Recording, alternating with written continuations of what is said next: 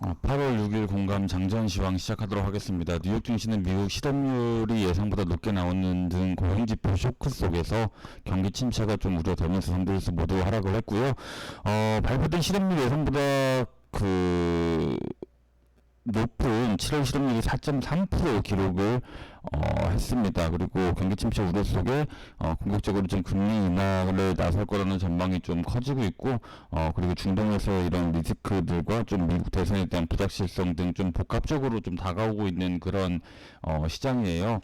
우리나라 증시가 전일 뭐 거의 마이너스 10% 가까이 코스피 장중 하락을 했다가 조금 올라와서 마감을 하고, 코스닥 같은 경우는 마이너스 12% 넘게 하락을 했다가 11%대에서 마감을 했는데, 이렇게 큰 하락이 나왔음에도 그 증시 하락에 대한 의견이 계속 나오고 있는데 다 분분해요. 근데 그 어떤 주장도 사실 이 정도의 낙폭에 대한 설명을 명확하게 해주고 있지는 않습니다. 그렇기 때문에 말 그대로 좀 과대 낙폭이라고 좀 볼 수밖에 없는 상황입니다. 그래서 금요일 뉴욕 증시 하락에도 불구하고 국내 증시가 좀 어제 선방을 좀 확실하게 맞았기 때문에 미증시 추가 하락으로 장 초반 분명히 좀 추가 공포세에 좀 패닉 매물이 나올 수는 있어도 기술적 저가 세가 좀 아랫꼬리 남기면서 좀 강하게 들어와 주기를 좀 기대하고 있으며, 좀 그래야 되는 시장이고요. 약보한 마감을 좀 기대를 하고 있습니다. 이 정도 하락을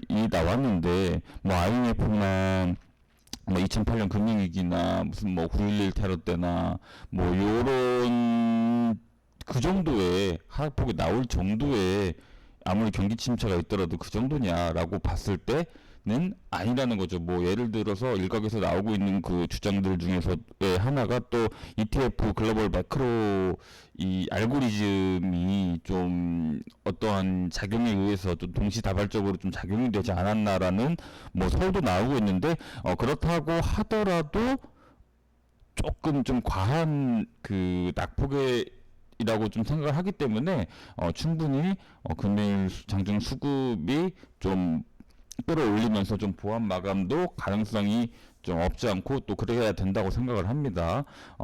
지금 시장 같은 경우에서는 중동 리스크에도 불구하고 미국 경기 침체 상황에 따른 국제 유가가 또 하락하고 있는 그런 시기이기 때문에 좀 유가보다는 가스 관련주, 해운주 위주로 말고 일단 중동 리스크 수급은 좀 보도록 하겠고요.